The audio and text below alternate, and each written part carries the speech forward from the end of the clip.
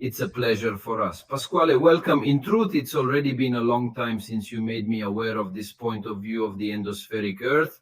Then you will present it to us well, this Sabrina, and we had the opportunity to exchange some ideas. But due to the fact that I have always been very busy, I never had the opportunity to deepen. So I told myself, why not do it directly together with all those who follow us? Giving Pasquale the opportunity to give us an account of what this point of view is, which, from what I understand, has a fair number of supporters in America, while here in Italy it is still not widespread. It already blows me a lot, also because most of the material, apart from what we will later see from the physicist Paolo Amico Roxas, who, however, it is very difficult to digest for the general public being a scientific text, despite precisely then we will see that it was published due to censorship on an esoteric publishing house, because the scientific publishing houses did not want to publish this book in which he explained this model of Italian sources that speak precisely of this model, especially both at a scientific level and not. We don't have many, and those that come from abroad, there are both the United States and the Russians who have also been starting to disseminate this model here for a few years as regards clearly modern times, because in antiquity this is a very well-known model. As we will see, Italians know that they struggle a lot with English, and when you propose material in English, they get bored, they struggle to follow it, especially if they are such complex topics. So today we will try, perhaps even without big pretensions, to try to clarify this model and also tell the general public a little, even if we want to those who follow us. Sure, absolutely. Mathematics. From what I know, Pasquale, the endospheric theory of the field has two keys to interpretation, one more interior and the other instead that concerns the shape of the Earth. Can you clarify this aspect for us, that is? How is this vision expressed in these two different ways? So we say that in this theory everything interpenetrates because everything is one and is part of the whole, because the cell, the Earth, is seen as an immense cell. It is a living organism, and consequently, as we have also said several times, she is the one who generated us because we were born in the earth, and therefore we must see her as the womb of our mother who conceived us. And the sun in this case would be the seed, no, the one that gives life, that allows life on earth, therefore the interpenetration of the male and the female. So here we can, let's say, have the side a little bit more spiritual, if we want, no, from this aspect, while instead the other, you told me, excuse me for that, a little more. On the other hand, it concerns precisely the shape of the Earth, which in this vision would be a sphere that we will occupy, the interior. Exactly, precisely because there is this cellular vision, and we have to see it just as the ancient myths saw, which we talked about before, the cosmic man. As we have in the ancient Orphic myths, we have the same cosmic place in India, in ancient India. We also have it in China, say. Many ancient myths take up this god, no, who is born from this cosmic man and who separates himself and creates, let's say, matter by stratifying it, the densest, least dense part, which is the spiritual part, let's say, that which is in the center of this nucleus of this cell. And the densest part, the most material part, which is what we eventually perceive as the densest part, which is the earth on which we live. Consequently, the shape of this earth appears as a sort of egg, if you will, in which we are inside and what we see when we look up. And here now we also talk about what the concept of high and low is within this system. From the point of view where the top is the celestial sphere, the one we observe when we raise our heads, while the bottom is the whole earth. Therefore, from this point of view, the concept of being upside down when one is at the North Pole or at the South Pole does not exist in relation to the celestial sphere, because we are always below the celestial sphere. Then we will also see a practical example of how this works. It has also been scientifically proven how vibration and pressure and frequency can create layers of levels of water and air where you can stand upside down and upside down, because of these frequencies. And then we'll see how this model works, which is based on frequency and on electromagnetism and so on.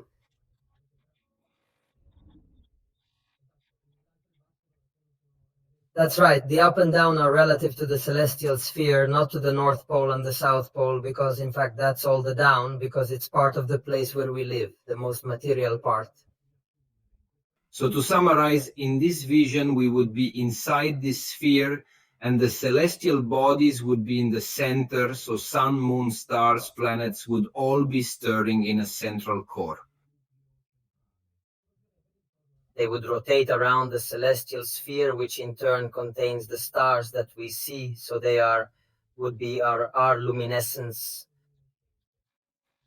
I don't know if you've ever heard of the phenomenon of sonoluminescence. Let's also explain it to those who follow us. The phenomenon of sonoluminescence simply occurs inside water, and then if I find it, I'll also show you an experiment of this thing here, which is very nice. So practically, okay, perfect. If you have already shown it here, the sound simply creates a form of light one bubble, a bubble of light through a strong sound pulse, however, a certain frequency. Our friend Zapod says, indeed, the Earth is spherical. Diego won't agree. But it's not one. Good question, of course. Let us be clear that it is not a question today of agreeing or disagreeing. We here are simply curious to understand for a moment this point of view, how it is structured, what are the arguments in favor, what is the criticism that this point of view can also bring to the flat Earth. The heliocentric model. Also because, excuse me if I interrupt you, it doesn't mean that the fact that it's spherical around where we live has to be spherical, understand? Above all, of course, if I can use yes, I start from what exactly Germans, as we discussed before. With Gabriele, because I think that is the basis for understanding this model. And then consequently Rosas, who explains the situation a little, and then we show some images so we can also see and contextualize a little. And as for the discourse on the shape of the Earth, as I spoke the other day during the test, that in fact deprived me with Gabriele Marco Todeschini, who was an Italian engineer, a scientist, a graduate scholar, and graduated in Turin at the Polytechnic, so we should be proud of him, but unfortunately no one knows him because, as we will see, he was censored. At that time he wrote his greatest work. So during World War II he cared more about this manuscript than about his life during the bombings, which is called The Theory of Appearances, Space Dynamics and Psychobiophysics. In this 900-page book of his, today unavailable because it has never been, after being censored, it has never been reprinted. It can only be found in PDF through searches with VPN. Strange things. In short, it is very difficult to find, except for some collector who sells it online at cheap prices, let's say minus that. There he is. Exactly. He explains here that the universe works on the basis of ether, and why don't we say it's not empty from that point of view? Let's say it works on the basis of ether, and everything works on the basis of ether vortices. These ether vortices, which are the same that clearly then rotate what we observe moving in the sky. They are the same as that based on why the ethereal can take different forms. According to it is like water. No, water can be the solid state, it can be the liquid state, it can be the gaseous state. So the different forms of the ether are, for example, dielectricity, magnetism, and electricity. Dielectricity is simply static ether.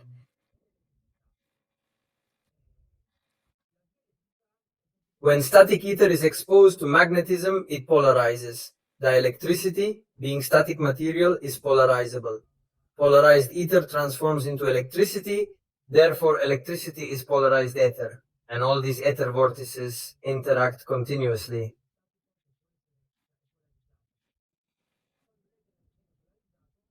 They are the ones that we perceive through our senses and through the great pineal gland and through our brain, which is a reader.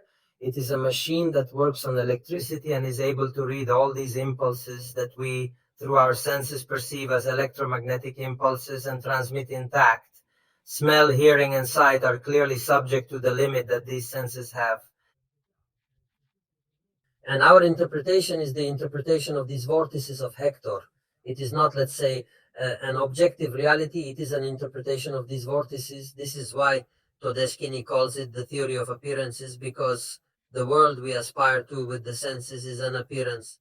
Having said that, from his point of view, he felt that with our limit of our senses, and small as we are within this universe, more or less big, but still much bigger than what we are, this is objective, we all perceive it. We are not able to experience directly, only with sight and with the senses, the true shape of the earth. So whether it is flat, spherical, concave, or spherical, convex, and German, say. More than anything, it was limited to explaining how our senses work. On this, from here, we hooked Tedeschini, Paolo, Emilio Amico Roxas with his endospheric theory of the field. And the supreme harmony of the universe takes these Dolcini concepts of ether vortices, applies them to his model, showing that in fact the heliocentric model is not based on valid things, as we know, like gravity depends on mass and everything else. And he hypothesizes that stars could in fact be like other celestial bodies, smaller but closer together. And as a result, we still perceive them the same. How we perceive them, why doesn't that change?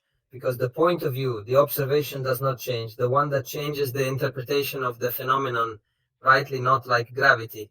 Gravity is called gravity because it was given this name, the phenomenon of the objects we serve falling downward. But what causes it? Clearly the system has never shown that it is caused by mass, so the observation of the phenomenon is objective, the interpretation is subjective.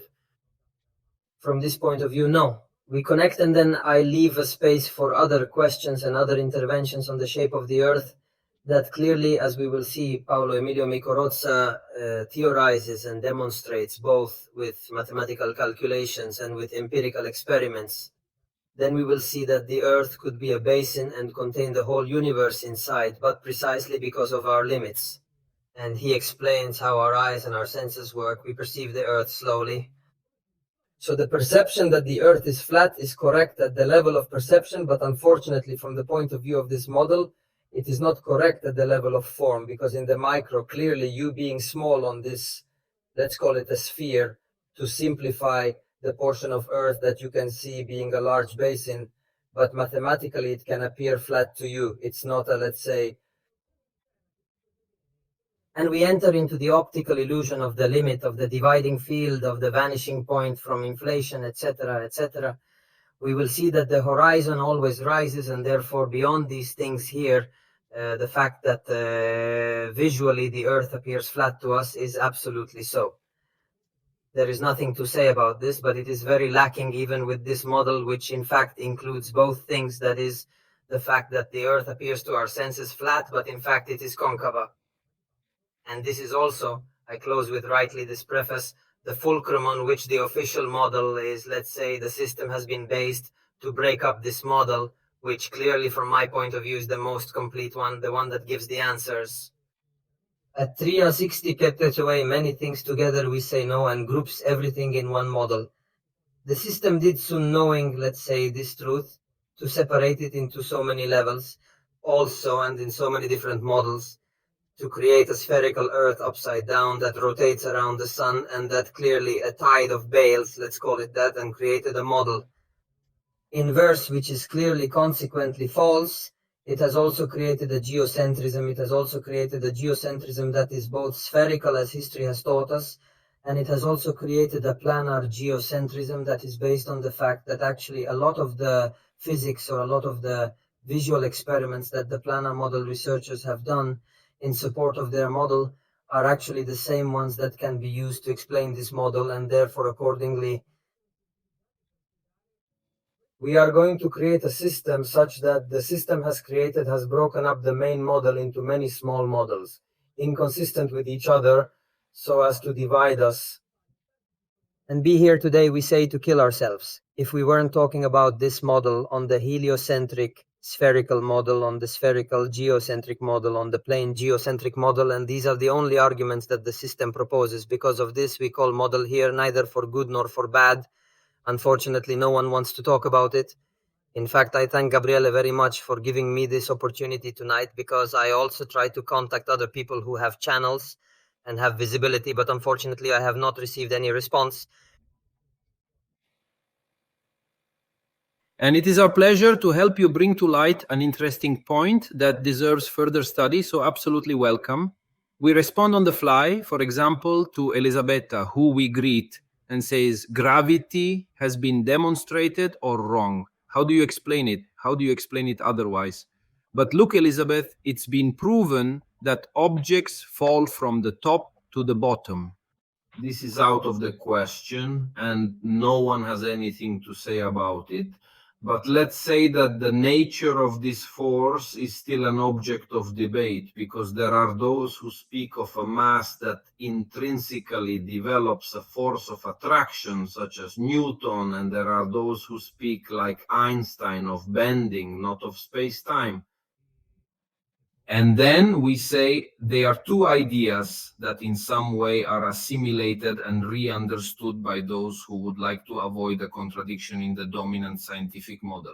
But in truth, there are so many different ideas. Diego, for example, explained to us his idea taken from one of his models where the force of gravity would emerge as a sort of resultant between different densities. And so, no, between different pushes. yes. Density only regulates your band of where you stand. In short, density rules whether you go up or down. Therefore, however, forces intervene in this that are provoked by fluids, by weight, by interaction with the ether. So many things affect with this movement in my model. Exactly, despite someone in the chat already responding to Elizabeth saying, yes, the severity has been demonstrated. This is a position of heliocentric model supporters, but it is a force that has yet to be understood and whose nature must be delineated with certainty. We believe the discussion is still ongoing. Open. No, but actually, sorry if I interrupt you. In reality, even from official science, it is still open, because there are various videos of the Grace Tyson where he openly says that they don't know what gravity is. He says we can measure it, we can what is called observe it, we can put the data, everything we want, but we don't know what it is, where it comes from.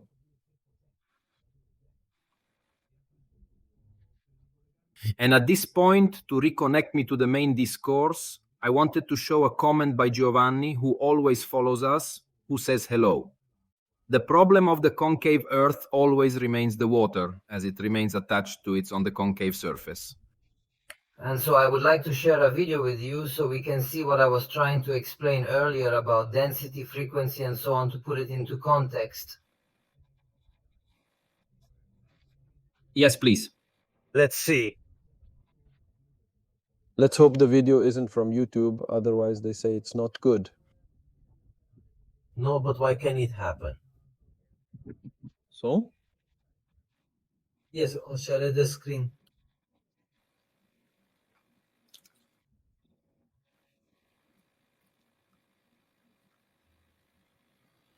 I have to wait for the perfect window. Say hello to everyone. Here we come.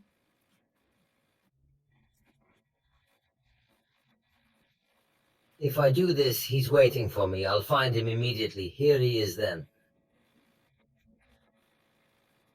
Here we go. Well, I'll leave out this one here since we've talked about it so much, then maybe I'll show it to you then. Oh, excuse me, he left there in which he wasn't supposed to leave, but no, it doesn't matter. So now I'm going to show you just this experiment.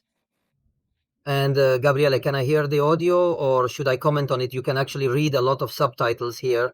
In the center, however, there are some errors because they were automatically generated by the others, but I will comment on it for you. Any mistakes, small translation error, nothing. I don't think you can hear it, but if you never put it on, we'll never hear it. No, you can't hear me. You have to comment, don't. Don't worry, then I'll come. Here we are, and now he leaves. He would see if he is here, then, as he says, this little plastic boat floats upside down. It feels like a magic trick that defies that defies gravity. But in this case, the magic is, in science says, and in, sorry, I wanted to hear why the subtle is not wrong here. So he says the new intuitive phenomenon. Here the subtitles have gone crazy. I'll explain it to you to start. Now I will explain to you how the phenomenon works. We have to explain how a layer of dense liquid can float on a layer of less dense air. The response is a vigorous oscillation, then in frequency.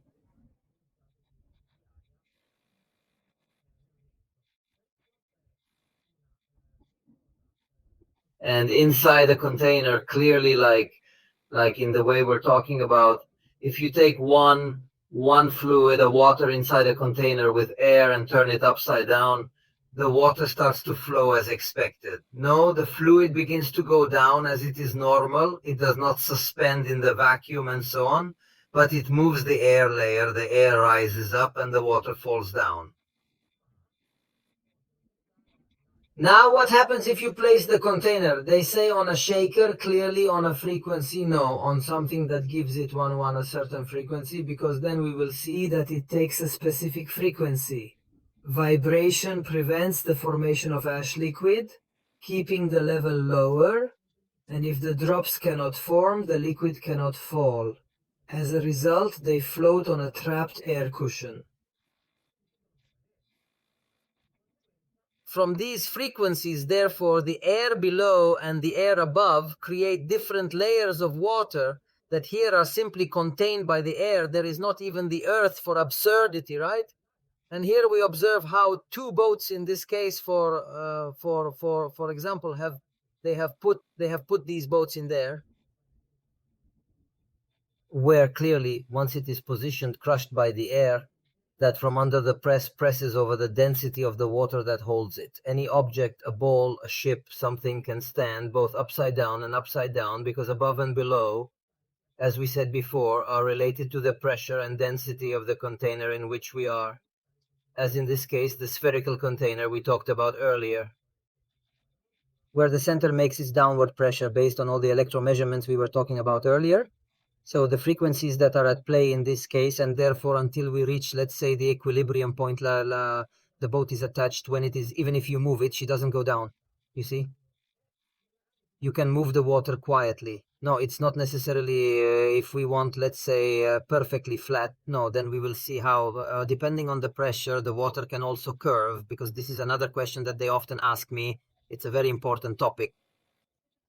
And simply by saying that even if you move the boat stays there. It doesn't fall. The only time it falls is when we will see now at the end. Here he clearly sees different objects, different situations, because they clearly use them, say. A mathematical model to understand this thing here. No. It's not something that's talked about a lot, because I heard it. I only discovered it by doing research related to this model. I've never heard of this before, honestly. And let's say as long as they are at the right frequency, the objects are as they must have been seen so far. But when the frequency becomes too weak or different, that's when everything returns to a normal situation, let's say to shatter. So we've basically defeated gravity here simply by frequency, if we want. We put frequency, pressure, and density into play, and we recreated the same system on a small scale. Now I'm going to show you another quick 1-minute video where I show you how the pressure inside a container can bend water. Inside there are also fish that stay calm, but I have to share this one with you from the computer, so maybe I have to close this one and present another one. Let's see.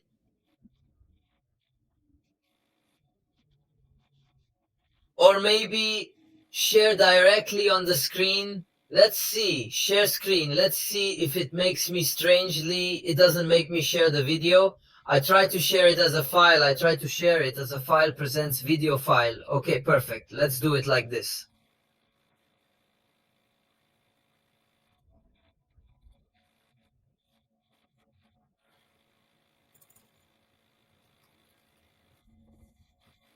Why won't you recognize me?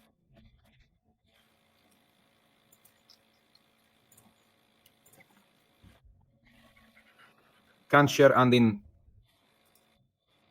MP4, it's strange that he doesn't take it for me, because in MP4 he waits that I don't want him to have taken it, but it should be making the video.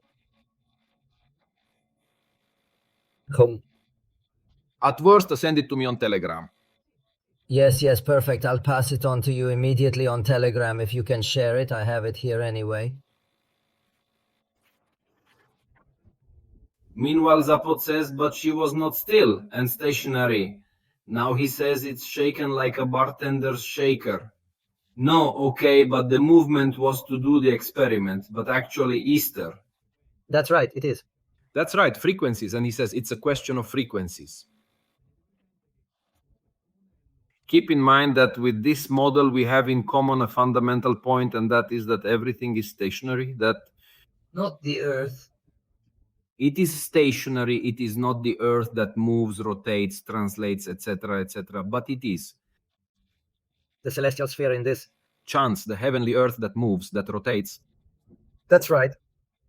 And this then, as we will see, I will then share images that will demonstrate how the moon phases and everything else work in the model, let's say from this point of view here then. And there is also a very interesting phenomenon that now clearly I do not know how it is addressed. In the meantime, the video is coming to you, and I don't know how it is addressed in the plan model because I have never heard of it internally, but it is a phenomenon that even the ganglish, which we will talk about later, which also the heliocentric model struggles to explain, while here it is very coherent. Please check that I sent you the video there. It will take a few moments because No problem, we don't have to skip ahead slightly, but I actually take this opportunity to show you how, based on this system that I just showed you of air frequency and density that keeps everything up and down based on in. In the first part of this video, we briefly see how it works, how flights would work, air flights within. Of this model, which is another much discussed topic on how air flights work, let's say in general. Meanwhile, I greet Elisa Padovan and show you the background image, which is exactly that. Let's say it helps us understand this model a little better. So we have. We will also see the short videos. Do we have, as you see, an outer shell? Inside there are all the land surface arranged all around, and in the center of this shell, there would be the firmament and the celestial bodies. Now, in the meantime, I downloaded the video that Pasquale wanted me to show you. So now I'm sending it. Just give me just a moment, then just a moment. Fortunately, everything else I can share from the browser, so. Then make the video. Let's see if I can do it. There you go. Let's see. A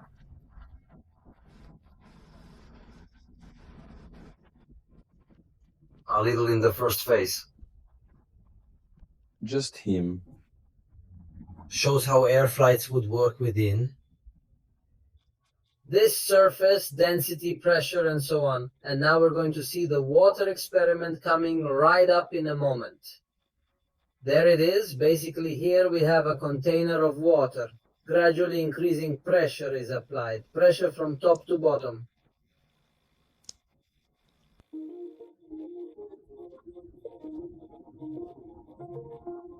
In this case, we say the pressure from the celestial sphere, no, from these volts of ether. As a simulation of the E experiment, it is created. You see, it says celestial evening. It is said there, like here it is. This is a demonstration of how the phenomenon, it is interpreted, let's say. The divergent centrifugal force creates this pressure, whereas the convergent centripetal force rises, which in this case is not represented, is the one that rises from the bottom to the top, because clearly in a closed system like this, energy is recycled.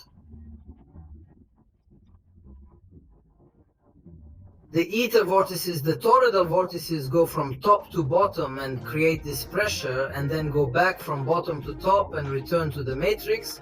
And this then rightly causes, these ether vortices also cause the curvature of light as seen in the picture that Gabriel put in the background, in which we see a hemisphere illuminated by rays of light curving inside the sphere. Then we see how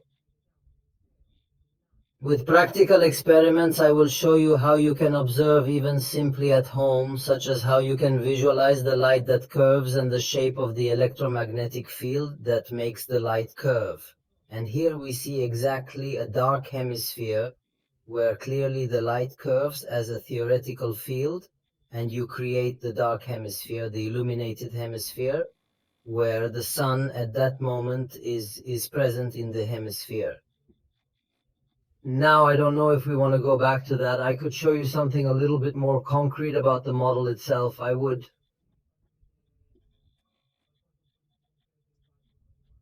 Say two. Things. I'd like to say two things, if I may, if you don't have to say something, Gabri. You're welcome. So first of all, the experiments that he has done, that is, he has shown, demonstrate the fact that in reality, everything is explained by the mechanics of fluids, pressure and air, etc., etc. So what I've always said is proven by all these experiments. But I don't understand something, okay? That water can take different form according to its force exerted on it, especially the pressure. But why do we see the situation completely flat? That's my question. That is, for example, Ionino, in Bolivia, there is that place where when it rains, a bed of water forms and is very light, which, however, for kilometer distances is practically one mirror, and the sky is perfectly reflected.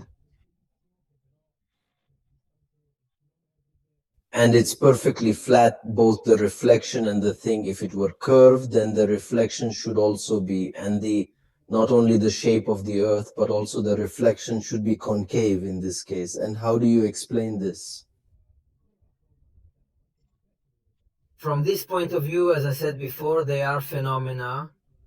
Although from our point of view, maybe a few thousand or tens, I don't know exactly in this case of kilometers, where you can observe this thing are very small compared to what it actually is the surface. Therefore, the curvature would be so minimal. I don't want to say the same famous supercazola of lucentrisms. The curvature is minimal and you can't see it. No, because clearly we explain how and when we can intuit that there is this upward curvature clearly. But in the macro, because in the micro, and this here for me is an example of micro. In any case, we are talking about a few kilometers and even dozens. It's not you don't see such large distortions, and neither in the refraction, nor in the in the concavity of the soil with the naked eye. But in reality, through reliefs, these things have been observed. There are several experiments that have both mapped the soil, mapped the seabed, and other types of experiments that they have, let's say, theoretically proven, and I put theoretically in quotation marks. Let's say they would have demonstrated the concavity of the earth in this case. But this phenomenon that you say, excuse me, now I miss your name, why? Why not Diego? Excuse me that I didn't see it written, this phenomenon that you say about this composition concave towards with counter-convex, etc., regarding the phenomena of light, reflections, etc. We observe it much more concretely in the sky, in fact, through observations of the sky, as if the luminous phenomena of the rainbow, of the light that also creates the gang chain that we mentioned before. They give explanations of how these phenomena are possible only within a concave model, with beyond what is called the dome. Within the flat model, there would clearly be one glass sky, simplifying, trivializing. In reality, it would be silicon, say, polarized. Consequently, concave, i.e. concentric spheres, rightly, if we want layers of density and different matter. As we were saying, however, clearly all oriented that take the same shape. So we live in these concentric spheres at different densities and consequently in the sky. We easily observe this phenomenon because we see how light behaves and the form it takes. And this here you can observe in the sky on Earth, as we have explained so far. Unfortunately, the limit of our senses.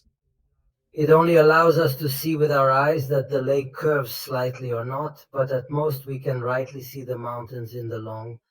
But after a certain amount of time, even the mountains, we can also see Mount Everest, which is supposedly the highest from here. Despite everything, you will never see it precisely because there are diffraction phenomena. Just for now here, I will show you how the light works within this model, also based on this.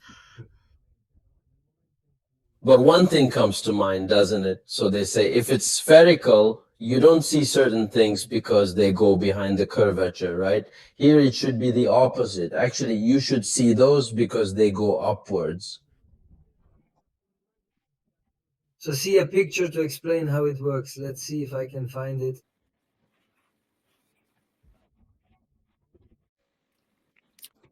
Meanwhile, there is Elisa, who asks us, she's out of the shell, what would be there. But I guess this is beyond the reach of Di Pasquale. So exactly, in addition to the fact that it's beyond our reach, the question of what's outside the shell, something about which you could clearly make theories and talk about as much as you want, from the point of view that we said before, no, spiritual of the Del, of the model in general, of what we should. To really start a vision, we are too oriented on what's out there. Actually, it's all within how we manage within the earth. It's all within us. As we have said so far, even in ours, the fact that we interpret, say, the effect of the senses is not. Here, as we said before, the vortices of letters in the senses are interpreted in a certain way. There you go. These are our interpretations, but in reality, it's all inside of us, all of our brains projecting out everything that's already inside of us. So since we are in the womb of our mother, we live inside this cell that created us, that has us, that gave birth to us, let's say. So banally, ask ourselves, what is outside actually in? And then this is the limit of our universe.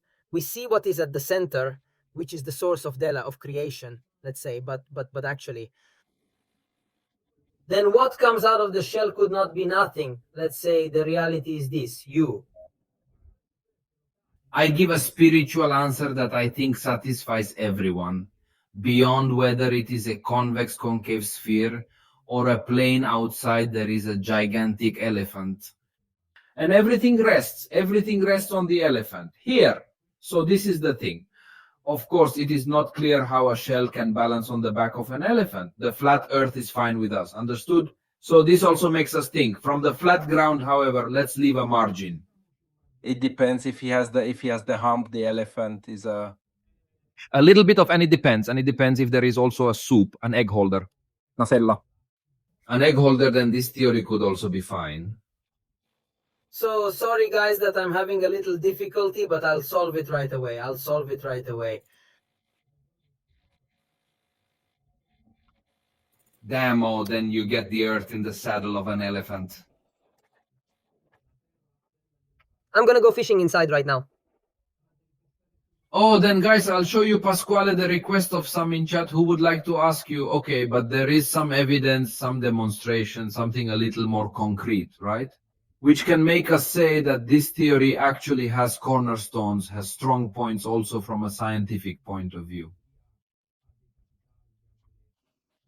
Because you have now given us a very good introduction, let's say, on the spiritual meanings and some dynamics that might justify this. But if you have something else, let's say some other evidence. I just want to answer the question you asked me first about how the point of view works, and then we talk. You ask me the question again, and we address that topic there. Yes. Yes, also because he also asked with Chepinel the same thing that I had asked. With Pinel says better theory, heard so far less bad. Thank you so much. We were happy with Pinel. Usually nothing suits him or almost anything, but I see that he appreciates this evening. I'm happy. Let me know if I managed to share. I'll go this no because they mentioned it before. If you let me open it, but it makes me zoom. So here we see how. Okay, perfect. Basically this here would be the convex pattern that they say no to the ball earth. You see my arrow, that mouse too. Yeah, we see her. Yeah, okay. This would be the convex model, in which the observer's point of view is this here, and looking upwards there would be the horizon caused by the curvature and the ship that they say is seen arriving first in front and then behind, precisely for this reason, here not and then vice versa. How does it work in our model? Precisely because the curved light is what we observe.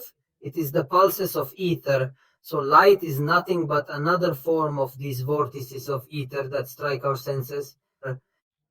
And precisely because it curves upwards, as we saw first curve in the background that Gabriel put, and in other ways that we will then see in the scientific evidence that you asked me about, right here we observe how the point of view follows the trajectory of light, and therefore where the vanishing point converges, the horizon is created, and where the point of view is lowered. Because the light escapes here, you create the horizon after that. The light continues to curve upward towards the celestial sphere.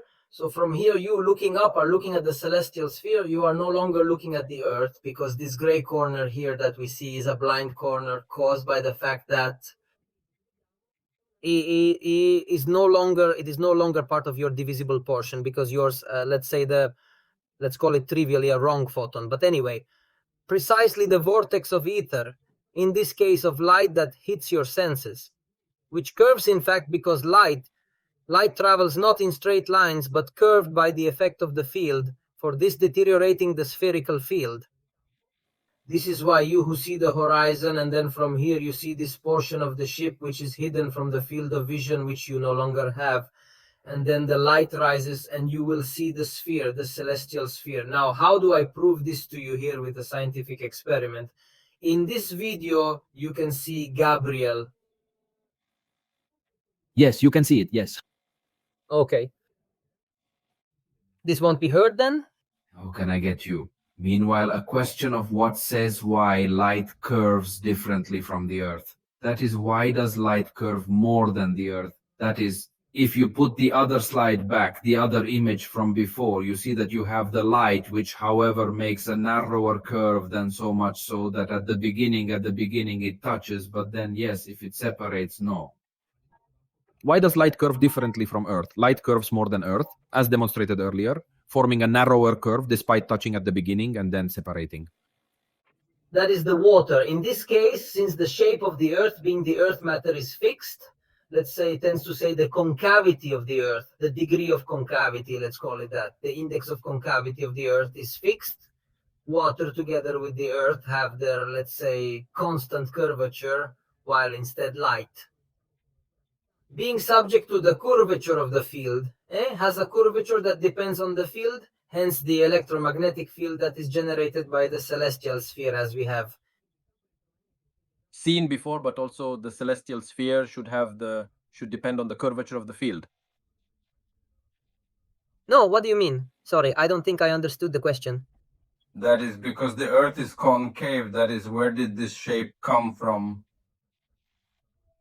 It doesn't always depend on the field. Well, yeah, sure, the camp, clearly. If the Torrida field is the field that you organize in this form here and how we will see, and if... Forming the Earth like that, right? Right, and now what about that? What they're telling them is because the light doesn't behave the same way, since it's always the field anyway. Doesn't he behave the same way? Curve? But in fact, being light is a vortex of ether, it is not fixed, and the curvature of light depends on the field, so it can bend more or it can cure less. So we also have top and bottom refraction phenomena where we see pieces of land, so we see a concentrated concave curvature, so the land going up more and pieces, and we say downward refraction where we see portions of land going down, so we say you hide a portion of soil. But anyway,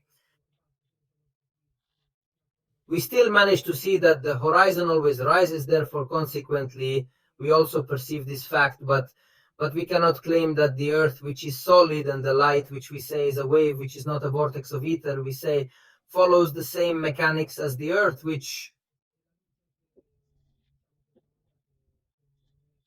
it's solid, let's say. We see light, we see it subject to distortions, to changes, to refractions, to... That's what they say about the light. Light, that is, it's not... Anyway, I'll show you this video that you see. It really explains the scientific fundamentals, what we have talked about so far. There are some subtitles, because I translated everything myself. If you still want to read here, I will show you as before. the terrestrial cellular magnetic flux. These models were made by Stephen Christopher, who is not this guy here. This is Tyler Ugal. I do not know how to pronounce it. This is the presidency in blue. In fact, it is the lifting force of scientific convergence, which is stronger at the center and weaker at the edge, whereas instead we have the one we said before, the one that causes the curvature of the water also on the earth, which keeps it crushed, etc. The spindle is better than being mobile.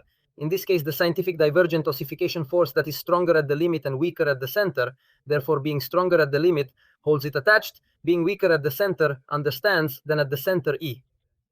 And this here is an initial explanation. Then here we see how the toroidal electromagnetic field that is generated by the center behaves. And then we connect with a very interesting thing that we're going to see now. Clearly, there is a bit of confusion here.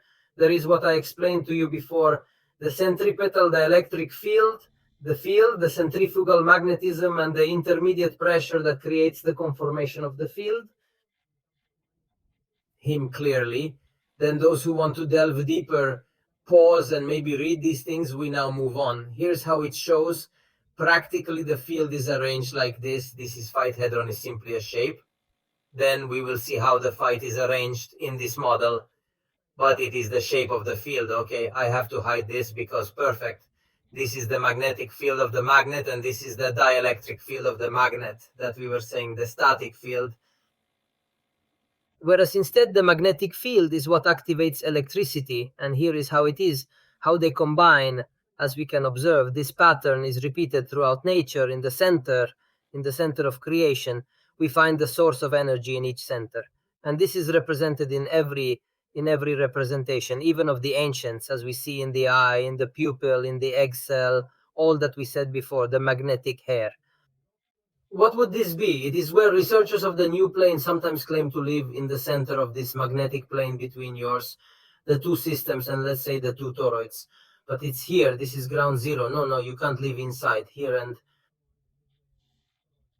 it is the origin of the force that keeps the system moving, that keeps everything as we have seen so far, makes the planet spin, keeps us attached to the earth, creates the density, the frequency, the various layers, all the various levels of frequency. And here I show you a gem, and then I pass the experiment. This here is the presentation of what we've seen so far, the galaxy, the black hole, and so on.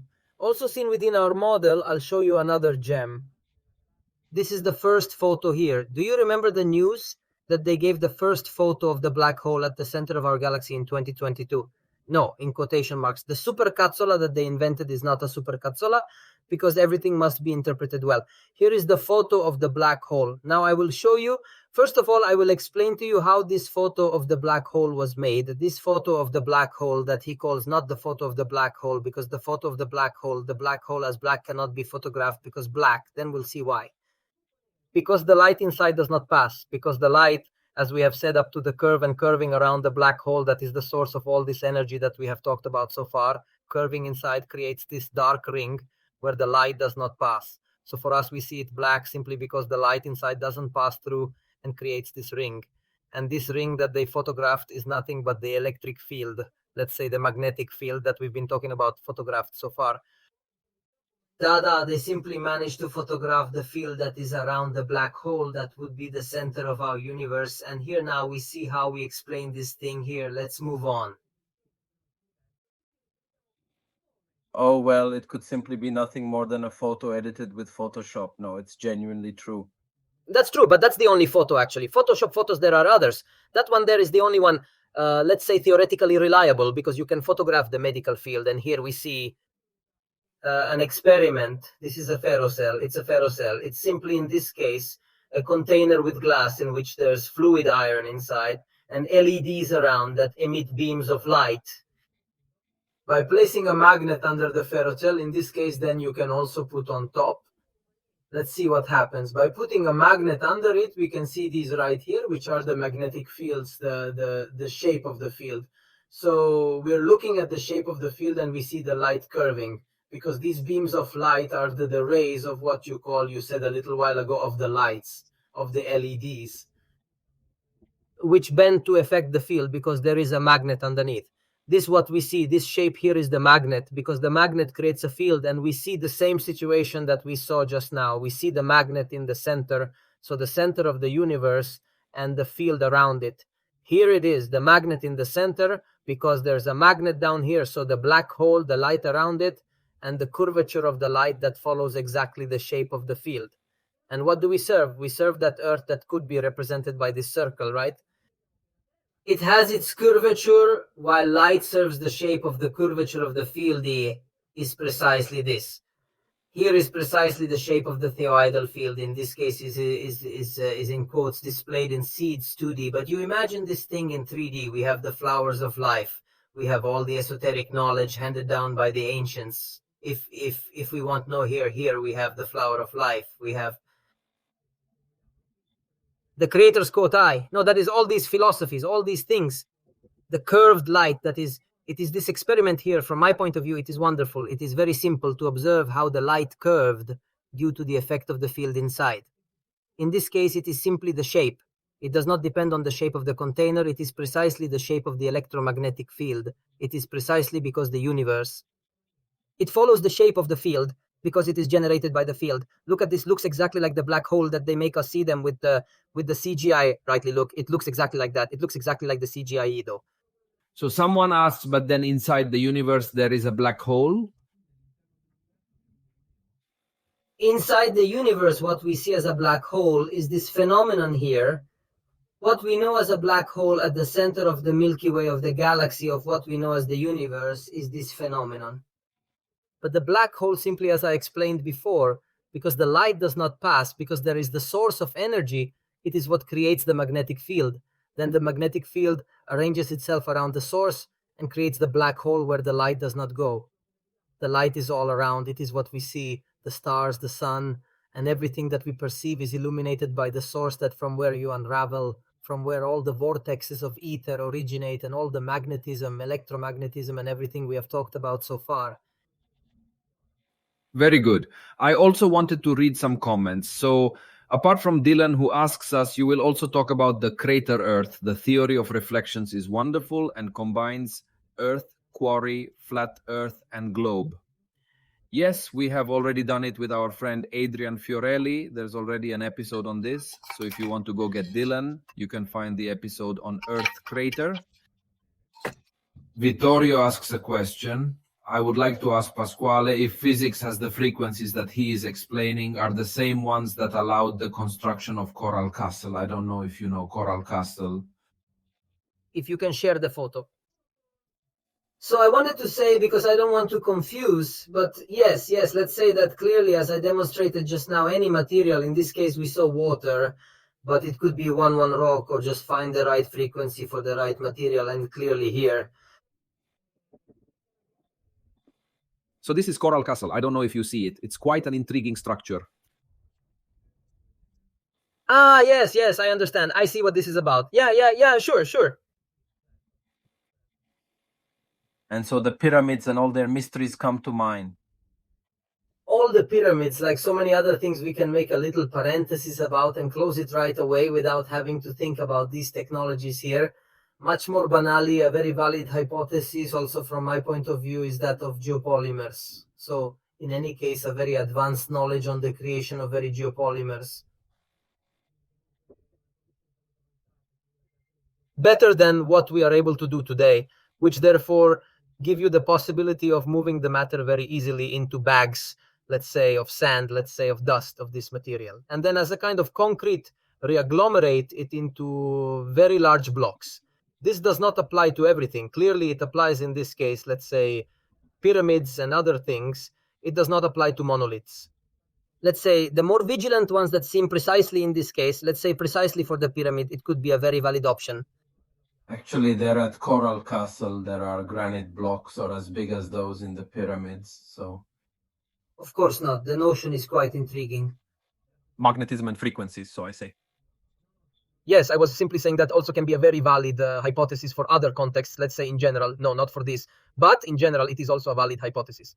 Not that one, because more than anything, if you think about it, than him, Coren Castro did it alone. Yeah, right. Yeah. It was fair to give 1-1. Another reference, let's say. Oh, I wanted to answer Elisa about the fact that the Earth is quarrying. No, it has nothing to do with this theory. Here we are with the concave Earth, because by hollow Earth we mean something that is inhabited. Precisely in the underground? No, it's more compatible. I think of the flat Earth theory with the hollow Earth. That is the fact that on a flat Earth there can be underground accesses, and underground there could be 11 other ecosystems. Many people talk about it. Some say. Another plan, there are those who say that there is sun and moon under the ground, understood that there are oceans and there is everything, in short. But clearly, I would also take advantage of this question to Elisa precisely to clarify the point of view of this model regarding this thing here. Because as I said at the beginning, from my point of view, the model of the hollow Earth, the system created it precisely based on this model here. In fact, we see that there is a sun in the center, practically the identical model of the hollow Earth, only that they convinced us in their official version. Despite the hollow Earth theory, I am a part of alternative mythological versions, but they have convinced us that the hollow Earth they mention is located inside the heliocentric Earth, officially speaking. So it would be this inner world, while what I am trying to explain today is the real hollow Earth. It is the one in which we live, that is, there is no need to look for it. We are already inside Agarda. No, if we really want, we are already inside. Then this does not exclude, as I said the other day with Gabriele, that precisely because we are talking about Earth with cellular kava and holographic fractal universe and concentric spheres, this does not absolutely deny that there are other dimensions, because then dimensions, it is at the very level of dimension. Lower and higher, respectively, planes below, always clearly concave, in which there are other ecosystems at a slightly more superficial level. We have it, we can see it. Someone has been discovered more or less recently in China or other places in the world, ecosystems that live between concavities and the poised, let's say, between the two ecosystems, but also in concavity. And there are concavities in the Earth that we have never explored. They're hundreds of miles deep, so we don't have the faintest idea. Obviously, there could be absolutely other ecosystems also in this way here. Indeed, even more so, precisely because the universe follows a holographic and fractal structure, so it repeats itself. Listen, Pasquale, I find this question of dream fractal fascinating that we greet. I would be curious to understand what supporters of this theory believe.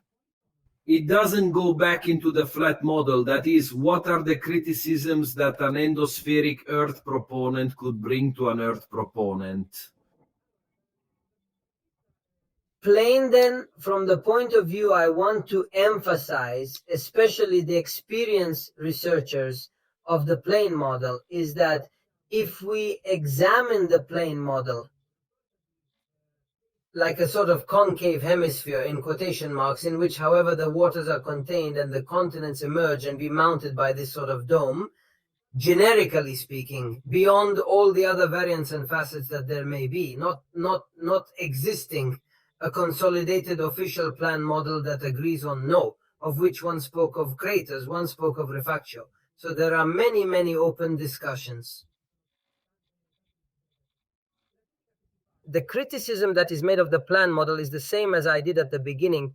It is precisely the fact that System A would have created the plan model, but even in antiquity, we know that long ago people studied at school, but the schools were in the hands of the Catholic organization, in the hands of the churches, so they studied, let's say, the propaganda of the system, if we will.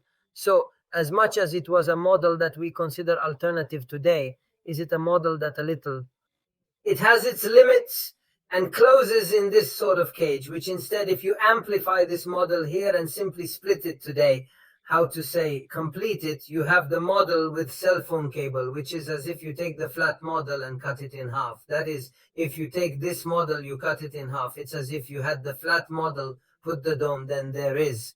And therefore, in my opinion, the system strategy, what was it to divide us? He exploited the fact that actually our senses, the Earth, even flat, and we cannot verify it, as we have said so far, so out of nowhere. And so I can create this kind of mindset shift that takes you away from the truth that this could be. And when I propose all the other alternatives that I try for you, I propose either the low-centric model or the spherical geocentric model. Then you say, than to me. So you say, what makes me suspicious is that the system has given ample space to this spherical Earth, flat Earth debate, effectively excluding other possibilities. And so this makes you think that there could be two lies. Check both of them. So the one of the spherical Earth, flat Earth, right? This? It's a starting point. Then actually, if you wanted to contest some of the things a little more concrete from the point of view of I would like to say perhaps the most, except for 2 or 3 that I happen to see that were a little like this, they are also based on the physics of the Tesla ether and many things that then in the end also converge in this model here. So I actually perceive it as 11. A misinterpretation of the flat model I see as a misinterpretation of the concave model that has benefited the system. For doing this thing here. But from the point of view of observation, for example, a criticism that is also made by heliocentrists, unfortunately, is the discourse that we say about the constellations. If you look from the South Pole to the North Pole, you should see different stars. I know that. Obviously, the explanation that the piano model gives to this thing here, however, is not very realistic, because if I can also share a quick video on this thing here. And if one actually looks at it, I share with you that we say that this very question, if one looks from the opposite side, will never be able to see the same things, because if the firmament, and then it does, I'll show you two flash videos I can. So I'll show you, you know how it works? Let's say that on the level of empirical evidence, no one could say that the endospheric model better explains the celestial vault, compared to the flat ground one to be so very generic, okay? Yes, of course, worth it too, exactly, which... It is a point that in theory also goes in favor of the traditional model, the heliocentric one, because in any case, we have always said that looking at the sky on a flat Earth model, there are things that do not add up, but we have always remembered that one account is the shape of the Earth and another account is the mechanism of the sky. that is, we cannot know what the firmament is, how it functions, how it should be taken, and therefore perhaps it is wrong to claim to give a shape to the Earth looking at the sky. But if instead this were right, we could bring a point in favor of the endospheric theory, precisely looking at the sky. Do you see the screen, Gabriel? Here it is, I had it go. Yeah, I was thinking the same thing. The fact is that here we always talk about heaven and not earth, and that's what makes me turn up my nose a little. But I don't. No, well, it's not there anymore. No problem. It's mostly music anyway. So here we simply see from the Earth the motion of the celestial sphere. Now, this was an objection that was made by some researchers of the plane model who argue that Polaris stops it in the center and doesn't rotate, but it doesn't. Whoever observes that Polaris actually in turn sees if it follows this trajectory where it rotates in the center of something else. It's not itself in the center. No. You see, it rotates around something. Okay, that's not really the center. That's right. And this is an observation. What do we need to see that argument? Here it is. If an observer inside a plane model here, we are seeing the model, a 3D model, a representation of the 3D model of plane, in which we have the projection of the celestial sphere downwards, and an observer looking precisely at the Southern Cross, if I'm not mistaken in this case, yes, towards Antarctica. Does it come back to you? No, the classic ice circle and so on. Look at the Southern Cross. This is what a researcher should see, let's say, of the plane. No, this is what we observe in the sky. This is the celestial sphere that rotates inside the concave Earth that we have seen so far. This is the field of view.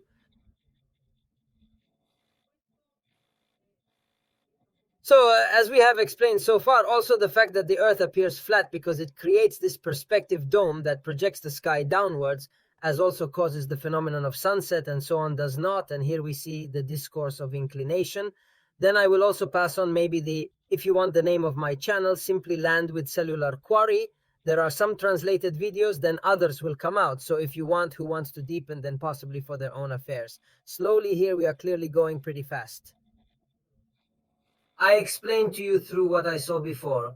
The point of observation would be this here. That is, you could not see what you observe in the sky actually in the flat earth, which is the same things that can be explained about the functioning of how the celestial sphere works within the concave earth. Because the viewpoint of the observer, if he turns his back and looks over there, is clearly cannot see anything else. But the problem is that in the middle image, this one you're showing, you don't account for the same thing that's in your model, which is the toroidal field. Here he is too. Also, In the alternation in the Earth, flat in flat Earth, the toroidal field reflects everything you see with a hyperbolic observation, so that's where you see reflected. Whether the sun 24 hours is sigma or many other things, as if it always turns you in the same point, but in reality, the reflection of the other side, like the sun has 24 hours, that is in fact, for that I tell you, even there in the earth, in the flat earth, you have to implement. the very total field. Yes, but absolutely. Well, that obviously now, for those who have understood certain things, cannot be excluded. This is simply all the various points of view. Here, for example, you look at the North Pole towards what you see, what is what you would see. So guys, unfortunately, I'm under it all. I invite you to read it calmly. And if you want this video where this whole thing is explained here of all the points of view that you can have in the various points of the earth and the constellations, south, north, east, west, and so on, and makes the comparison between this model here and the flat model that you see here in the center, all done with these 3D models. Here you see the winter solstice, you see the point of view that I told you before in the micro. Seeing this small portion of land, it is obvious that it appears flat, but when we deduce immediately, it is not obvious that it is also perceived here for absurdity, almost despite we see with the eye that it is concave, and the eye almost does not perceive that it is. So then I will also show you optical disappointments, if you like. Imagine from this small point of view how we can perceive 111 such extensive concave curvature. We'll never even be able to see the whole of Antarctica in a while. To say, let alone if we cannot even from here, for absurdity, yes, you can perceive, and it is clearly the simulation. But just to make you understand the optical illusions that there are in the middle, and this is simply how the celestial sphere works. What we have seen so far, the functioning of the celestial sphere and representations in the antiquity of the celestial sphere, confirm that you see the usual Platonic money. Yes. Am I wrong? Anyway, this is the celestial sphere. Yes, this is the introduction. I got the wrong video, but... Excuse me, in the meantime, I respond to Paradox for a moment, who says, look, the celestial vault rotates one way in the northern hemisphere and the other way in the southern hemisphere, which is not possible in the flat Earth or any other endospheric concave model, except that. Apart. Which of course is possible in all models, but above all here you have practically the sphere, you have it inside instead of outside. And here it is practically the same mirrored model, that is, you see it from inside instead of outside, but it doesn't change anything. It is possible because you always have to remember, boys, that the globe would turn in only one direction, that is, it would turn eastward. So if it turns in that direction, the sky must see it turn only one way, because the globe turns only one way. It's not that the globe spins half one way, it's half the other way around. Guys, that's not something you're screwing, is it? It's something that turns all behaviors and in one, so the only way to perceive. One different movement of the sky in all models is looking in different directions. That is, if you have on the model the guards to the north, you see it turn in one direction. If you have the same model and guard to the south, you see it turn in. This is what we are seeing right now. Gabriele, how can you see from here, if you see the Earth from this point of view, the perspective dome that you have, your vision is this here. So you see the star of the North Pole. Why do you see it? Because the projection that is projected, you see this here that said the curvature of light and therefore the celestial sphere perceived. And why do you not see the Earth? Because you see the celestial sphere. This is what you see the Earth based on the points of view. it moves, and what I was putting there before makes me see it better, not based on the points of view. This is the sky that we observe, visible sky and invisible sky. And depending on where you move, you see the various seasons, equinox, solstice, etc.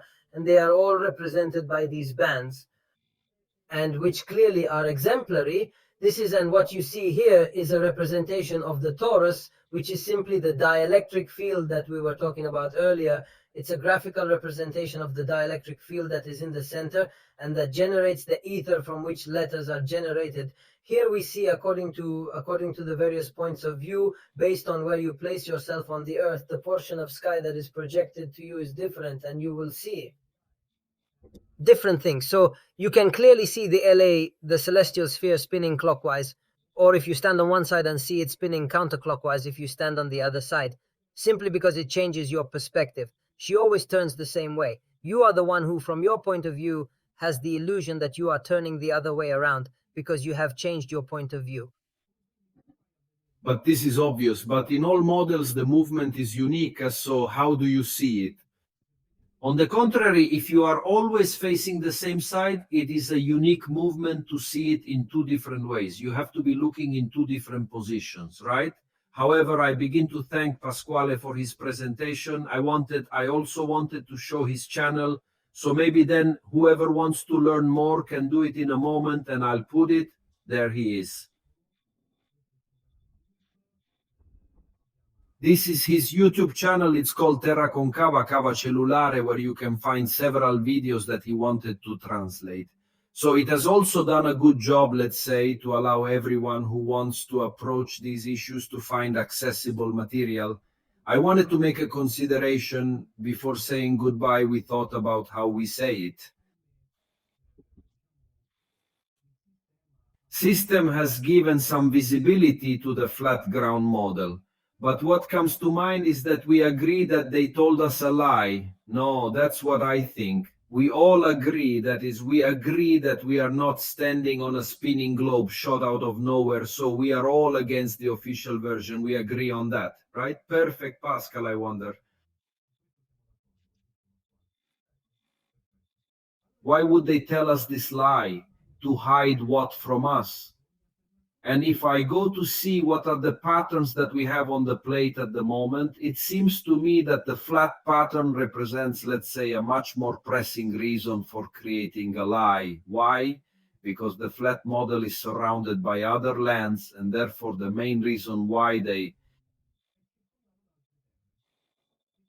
mystified the shape, in my opinion, and just prevent us from understanding that there are other lands around, then prevent us from going elsewhere. Instead, if I think of this model that you propose, that of an endospheric Earth, I wonder why hide its shape, because whether it is a ball where we are above, whether it is a ball where we are below, however, we only have this Earth available, it is not that there are other territories somewhere else. Then I wonder. Don't you think if that really were the truth, they would have one less reason to lie to us? But we are always on the level of reasoning and speculation, please, From my point of view, no, because I start with a sentence that summarizes this concept and then I expand the topic for a moment, then more. Know the universe and you will know yourself. Know yourself and you will know the universe. Since we have declared how the universe works, and also scientifically someone has given explanations on how this here is coherent at the level of the ether of electricity, how all this works. Since you know the universe, which is therefore holographic and fractal, so like a cell, like a mother, you understand where you are. Where are you going? Answer humanity's most important existential questions. First of all, then understand what has generated you. What are the energies, the forces at play? So you are also able to take this energy of the ether that moves everything and use it to do whatever you want. So you would be free from all the abuses of the system where they want us to charge for any form of energy, and especially in this model. Everything is continually regenerated because the earth is a living being, and therefore the energies are not limited at all. They are unlimited, like oil. There are oil wells completely exhausted, declared as such, abandoned. After decades, the oil was gushing again, and they went back there to claim them. So the fact that they want to deny us that the cell that gave birth to us, the womb of our mother in which we live and we are devastating it, deforestation things, you are also. That is to make us lose contact with our mother, with what generated us, with our universe, makes us lose contact with ourselves, makes us dependent on the system. Beyond the fact that there are other lands in Antarctica, under Antarctica, this is clearly a plus. Also in this model is not excluded, but the most preponderant thing is that if you, to enslave humanity, you have to put it inside a mental cage, first of all, then make it disperse either in an infinite universe or under a dome. That potentially in 99% of the case, I have heard from data researchers say that the maximum excuse is the alien. Or anyway, there is always a somehow enslaved superior force that oppresses us. And this is always a mental cage that does not make us in any way autonomous, free to be born. And in a system that actually loves us, because the earth actually, if we don't respect it and everything loves us, we are the ones who have created unnecessary conflicts. The system, not us. You mean? I mean, it's the system that created all these unnecessary conflicts and then the various forms of the earth. Obviously, they also serve as regions to create conflict. But in fact, the moment you understand that you are here, you live in your universe, that everything you are in creation, and you simply enjoy what nature and the energy that there is, that it is all free. You are impossible to enslave from my point of view. So let there be lands, let there be no lands. There you have total control of your universe and your earth. You go explore wherever you want, and that there are earths and that there are no purposes. There is no longer the system that you used to, because it tells you, no, we have to go up. We are destroying earth. We are not able to solve the problems that we have on earth, but potentially we are able to go to Mars to terraform. So making Mars become like Earth when we can't protect Earth from ourselves is sheer madness. Of course it goes well. You say there are reasons for doing this deception, even regardless of any more or less lands. And you have given answers. It seems to me valid. Then paradox says Shin, but the Earth always rotates in the same direction. But an observer who is south of the equator sees it rotate in the opposite direction compared to the north. But we told you why. It happens. This is because simply the same movement you observe, once looking to the north and once looking to the south. That is, you are looking in opposite directions, the same thing, and therefore you see it differently, but the same thing you can explain on a flat Earth.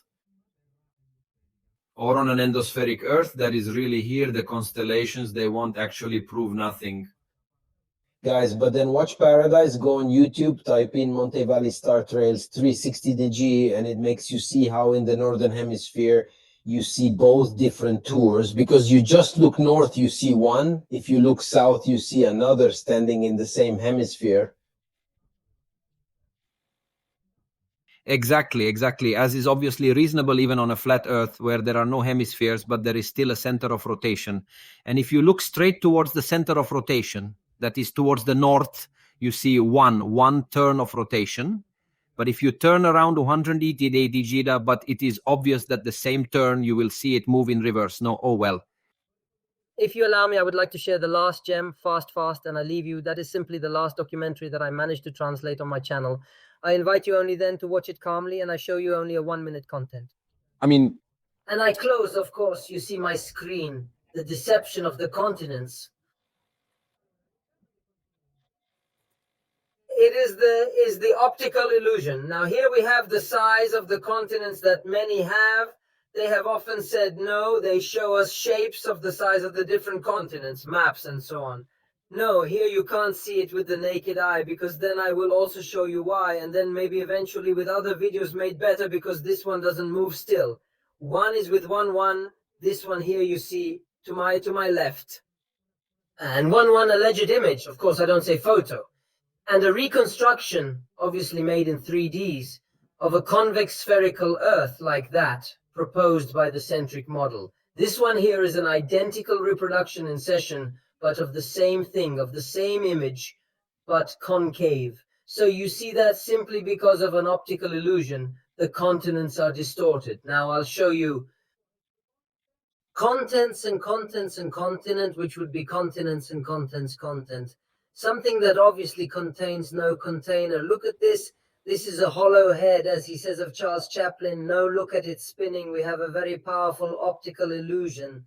This is a video that maybe a lot of researchers on the piano will have seen when this turns and puts on. Here we have the illusion that it is. Convex, we see it as concave. Even if our brain, our eyes, we know that that part of the mask is concave when it presents itself in front of us, straight by right. The optical illusion that is created, the theory of the apparent of Toreschini, what we said a little while ago, makes a concave thing appear as convex. And this is also what those of the system played on in creating their ball Earth, also turning the concave Earth, which in fact, from another point of view, through optical illusion, even a concavity can appear convex, not the eye is not able to distinguish. Even once one knows it continues to fall, let's say, victim of the same optical illusion. Here I conclude with the last gem of this thing here, in which we practically see there are many, this effect is beautiful because every time it amazes you, there are many ancient maps of the Earth, and those here that have the parallels, in short, the lines that demonstrate. Here it is, let me show you. Longitudinal divergence, spherical Earth, that classical Earth, convergence, digital concave Earth. There are lots of maps. Then one day maybe we will talk about the antiquity that has been drawn. Based on the concave model, not the spherical model that we know today, lucentism is full of maps, including Chinese ones, from all parts of the world. That is, there are maps of all colors. Now here I'm going very fast. There's a video that lasts, and then I'll let you see it. This right here is the last documentary I did, which I translated, examines the various main topics and the location of the cave. More will come out as soon as I have time to translate them, and for now, in short, I'll leave you with this one. Goodness, sorry, I had the audio changed. Interesting. Thank you, Pasquale. I make the last attempt with Paradox to explain to him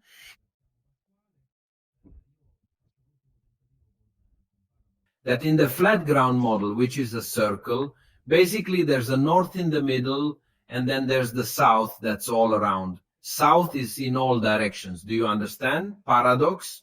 So wherever you stand on this flat ground model, if you look north and look at the Polaris sky and the direction of rotation of the stars, if you turn 180 degrees, it doesn't matter where you are looking. The important thing is that you are looking in the opposite direction of north, which is precisely the definition of south. Wherever you look south, you will see a sky that rotates backwards. Simply because if I move my hand from right to left from here, it is obvious that you from home see that it seems to go left to right, because we are mirror right now. That's enough. That's the explanation. I have tried, then I hope it is clear. Otherwise, we will give up anyway. We have already said what is the name of its channel. It is called Terra Concava, Cava Cellulare. Okay, Terra Concava, Cava Cellulare, so go look for it. Nothing. Paradox is not convinced, but I tried, it is. Useless so much, and as he says, that's reality and that's it. If anyone wants to share some of the links that I know of, maybe like the PDFO, other various things, can contact me on the Telegram group Pensiero Sinergico or on the Visione Sinergica channel. And I will answer you if you want links of the material in short, if anyone is curious. To deepen, in addition to the topics that are found on my channel, in which then inside the videos I put the references also of the original videos in English, for those who know English or wanted to see if even those you find them already listed there like this. A very last question. How far away would this celestial sphere be that would contain all the luminescence we have talked about? Then both Roxas and others give the measurements. I have a memory for numbers. I tell you, I'm a little handicapped and I have trouble remembering them. I should now go and look for the slide where the numerical references are. What is the name of Roxas' scientific text for those who want it? Rockstar's scientific text is called The Endospheric Field Theory, the Supreme Harmony of the Universe, the Endospheric Field Theory Holographic Brother Universe. Subtitle. But anyway, if you look for Paolo Emilio Amico Roxas, the Supreme Harmony of the Universe, the Endospheric Theory of the Field, you should find it. That is not to be confused with another work that could come out of Paolo Emilio Amico Roxas that he had done. Had time. Before this book here, he had theorized the same model where he felt he had made mistakes, in which at the time he claimed that the Earth rotates despite this shape that we have mentioned, and then he corrected himself by writing the new book, this one that we have spoken about now, in which he then claims that the Earth instead stands still. And on the fact that the Earth stands still, we all agree those present here live. Oh, Roxas admitted he was wrong, even though he created a different model. We can all change our minds here, if we want. Well, rightly Goku Pinel says it should be the Earth's radius. No, that is the size. So 6,300 and broken kilometers as usual, this number always returns. 370 kilometers. Exactly, yes, indeed. Where the Earth's circumference, in that case, there would simply remain unchanged, our perception of the position of the celestial bodies, and I imagine that this theory still reproposes the measurements of the sphere according to the heliocentric model, right? absolutely. Excellent, guys. We've attempted this, made an initial presentation of these. Ideas? Not sure if Diego had anything to add?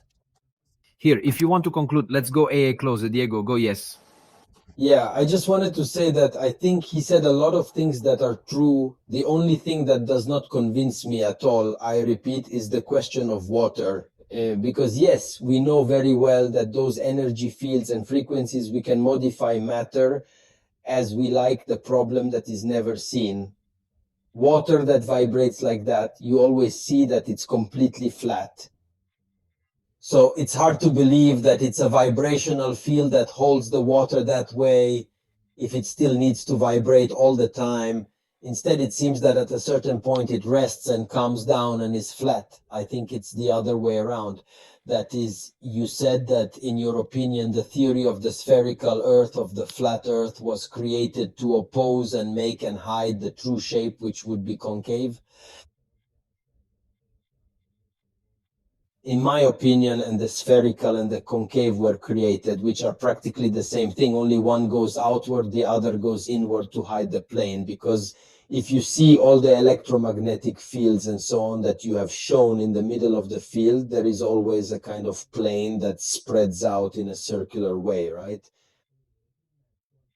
And according to our theory, the most advanced ones is just that. That's where the Earth rests, because the solids, most of them are of, that is, they're not neutral, they don't get moved. Like, I don't know, is the wood stuff here? No, it is not difficult that it moves with the electromagnetic flow of the ether. So simply some matter falls, settles, especially in the base that is created by the electromagnetic field, that is both upwards and downwards. In fact, with me above and below, so I am more for the version that all those experiments that you showed, all those things, strengthen +1 flat Earth with the model that I proposed, that there are various, it's not that I alone, I made a model like this. It precisely also demonstrate the fact that everything depends on frequencies, on pressure, on density, on things that we can demonstrate, and not on a force which is attraction, which is force, which is not force, which however can be considered force. That is, they are not even what is it, and they continue to defend it. So yes, in my opinion. There are many important and serious and true things you said, and therefore your theory is not based on nonsense. I think it just changes the interpretation as always. Of course, the sole aspect on which I regrettably cannot concur is the notion that it would undeniably resemble your statement concerning the boycott. No, let's discuss this further, if you will. We had not seen, however, in recent years, for better or for worse, as I said before, all this propaganda on the plane model. while instead, unfortunately, of this model, despite what you say, could be convenient precisely because it seems almost the classical spherical Earth, contrary to disseminate this. But instead, this here is strongly censored precisely because behind it has a lot of, say, scientific evidence, etc. And another one is being propagated, while this one here, if we weren't here tonight to talk about it, probably many people would not have come to know about it. But I tell you the truth myself, unfortunately. You need to take. My person? As bad as propaganda, though, because it's nothing like that. They speak well, that's right. But as long as we talk about it, if your goal is to divert attention to something concrete, whether you talk about it well or whether you talk about it badly, since you're talking about something that serves as a distraction, it's helpful to talk about it. And this thing here, unfortunately, does not. In any case, to inform you via YouTube, they subsequently censored it. Do you understand? So it did not serve their interests, should I observe. Any information on this? If I conduct a search on Earth, specifically inquiring about alien matters on Earth, Conca delves into the cosmic Christ, sinister Satanists, and various topics ranging from flat Earth theories to vaccine discussions, doesn't it? So that's where there is a strong censorship that does to me. Think not. No, when I say that it can't be found is when you do the research, understand? When you do research, it doesn't come out, it comes out. After all, the opposite you have to. It emerges precisely, exactly, instead of conducting a swift investigation. Of the program. Instead, if you were there, cellular quarry, as I explained before, you will never find this model here, but you will find at most the hollow earth of the Garda myth, so they still try to mislead you in every way. In any case, they propose you a model that is never the one you talked about tonight, that is flat, that is hollow inside the heliocentric Earth, that is inocentric, that is geocentric. In any case, I have heard about everything in my life except this thing here that I got there by also researching the flat model. I passed by Medello Piano asking myself many questions. At some point I found limits. I said, but is it possible that there can be nothing else? I came to theorize this thing here, and I actually discovered, also through other researchers that I met online, that there was someone of a scientist who had demonstrated that there could be this option here. But until then, that is, it opened up to me. That's what I'm here for today, in the hope that maybe someone will discover something that they had never heard before. Unfortunately, or fortunately, we have heard so much about Terra Piano. So you talk about ground floor, almost everyone knows what it is or what it is not, depending on whether they heard the banker or the researchers of the plan. Then laugh with hollow on your cell phone, they look at you and tell you, or at most, that is, unfortunately. Anyway, sorry that before I sent it first at the beginning, then I forgot I sent you a photo on Telegram. To show you something that I observed in a glass of water the other time that made me think with a bang, didn't it? He strengthens his theory a little, I think, but in my opinion, it's something that you put the photo, and so I'll explain it as soon as you can.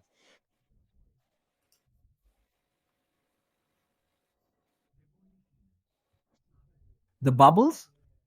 Yeah, see? Well, we always talk about the fact that there is an ancient, what is the name of an ancient myth in Hawaii? No, which talks about the fact that there was a sea, a primordial ocean, from which then the vibration began to create, and so on and so forth. So I think it's more likely that we live inside such a sphere.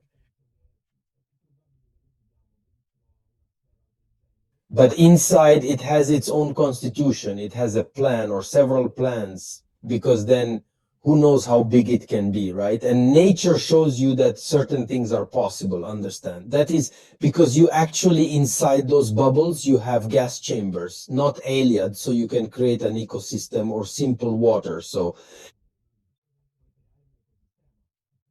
In fact, even in this way here, it's like I'm in a huge layered bubble. That's right, bubbles. Concerts?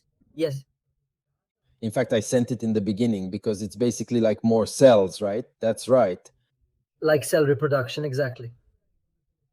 Well, guys, the computer has arrived to take us. Thank you all. In other words, we wanted to deepen this point of view. As always, on our channels, we give space to any vision. This is the essence of neo-worldism. Make sacred free will the ability to express oneself, to be oneself. So we don't want Pasquale to necessarily agree with us. Of course, we expect him to respect our point of view as well. The important thing is to get to know each other, and weave collaborations, even in diversity, because diversity is an added value. It is not something we should be afraid of. So I thank everyone for participating. Thanks to Pasquale, who we will probably find again in the future. Thanks to Diaz, a big kiss. We still have a lot to talk about, both on this and other topics. Very well. Good evening, everyone, and see you next week. Thank you. Good. Evening, thanks to everyone.